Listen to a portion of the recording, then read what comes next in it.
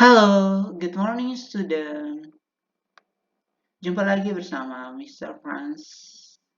Oke, hari ini Mr. akan menjelaskan materi IPA tematik 5B, subtema 1,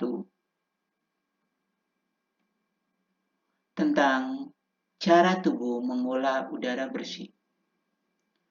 Untuk itu, anak-anak diminta untuk membuka buku pada halaman 4 sampai 7. Oke, pada halaman 4 terdapat pernapasan pada hewan, ya. Pernapasan pada hewan yang pertama adalah mamalia, ya. Mamalia merupakan hewan yang proses pernapasannya sama dengan manusia, ya, yang meliputi hidung, tenggorokan, dan paru-paru.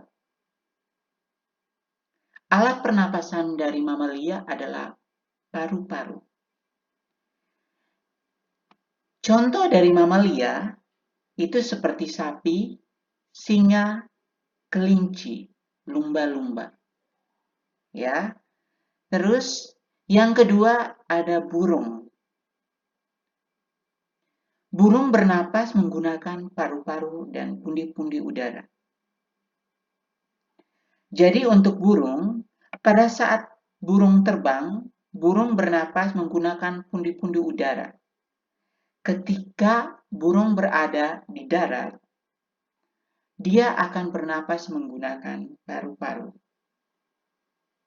Ya, gambarnya anak-anak bisa melihat di samping pada bagian PPT ini. Yang ketiga, perhatikan ada hewan yang namanya amfibi. Amfibi merupakan hewan yang dapat hidup di air dan di darat. Contoh dari hewan amfibi adalah katak, kodok, dan salamander. Di dalam gambar tersebut adalah contoh dari hewan amfibi, yaitu katak. Amfibi bernapas menggunakan paru-paru dan kulit. Yang berikutnya ada hewan yang namanya ikan.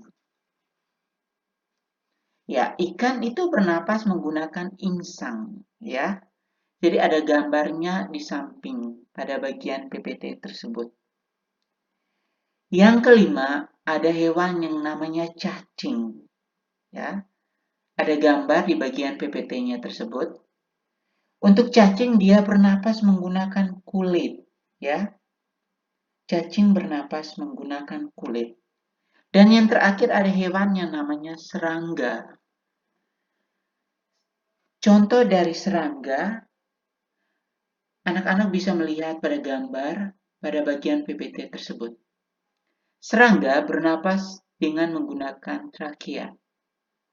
Jadi trakea merupakan saluran udara yang memanjang dan bercabang-cabang membentuk saluran lebih halus yang disebut dengan trakeol. Ya, dari trakea dia akan membentuk lagi yang namanya trakeol. Oke, sekarang anak-anak diminta untuk memperhatikan GP halaman 11 sampai 13. Pada bagian halaman 11 sampai 13 terdapat sistem pernapasan pada manusia. Iya, yang pertama kalian bisa lihat di situ ada organ pernapasan pada manusia. Iya. Untuk organ pernapasan pada manusia, yang pertama itu hidung. Ya. Di dalam hidung terdapat 3 proses. Ya. Yang pertama penyaringan udara, yang kedua penghangatan udara, dan yang terakhir pengaturan kelembapan suhu. Yang kedua, organ pernapasan yang kedua yang dinamakan dengan tenggorokan. Tenggorokan merupakan saluran yang dilewati udara dari hidung menuju paru-paru. Di dalam tenggorokan terdapat 4 macam, yaitu yang pertama TK atau faring. TK merupakan persimpangan antara saluran makanan dan saluran pernapasan. Yang kedua ada yang dinamakan dengan batang tenggorokan atau trakea. Batang tenggorokan atau trakea merupakan saluran seperti pipa yang tersusun atas tulang rawan berbentuk cincin.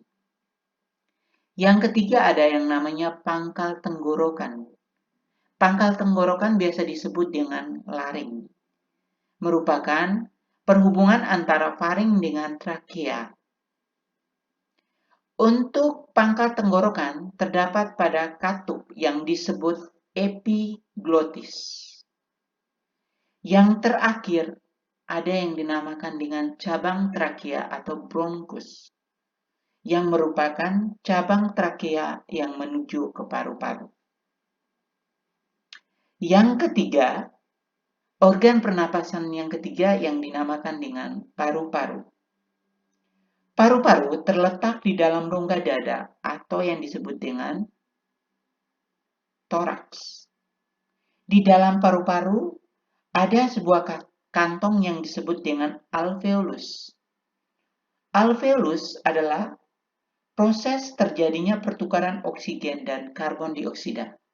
Jadi di dalam paru-paru terdapat sebuah kantong yang dinamakan dengan alveolus yang merupakan tempat pertukaran oksigen dan karbon dioksida.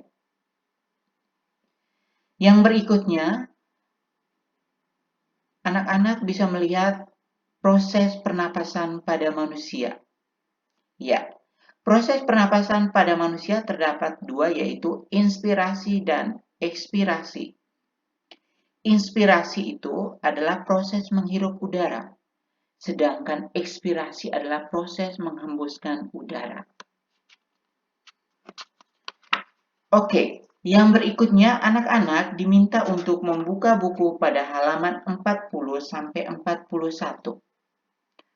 Pada halaman 40-41 terdapat jenis-jenis pernapasan.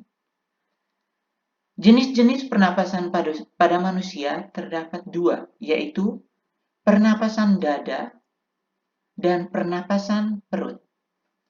Pernapasan dada adalah pernapasan yang melibatkan otot antar tulang rusuk, ya.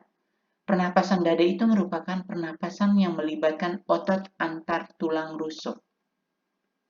Di dalam pernapasan terdapat dua fase yang disebut dengan fase inspirasi dan fase ekspirasi. Yang berikutnya, anak-anak bisa melihat gambar pernapasan dada pada bagian PPT tersebut.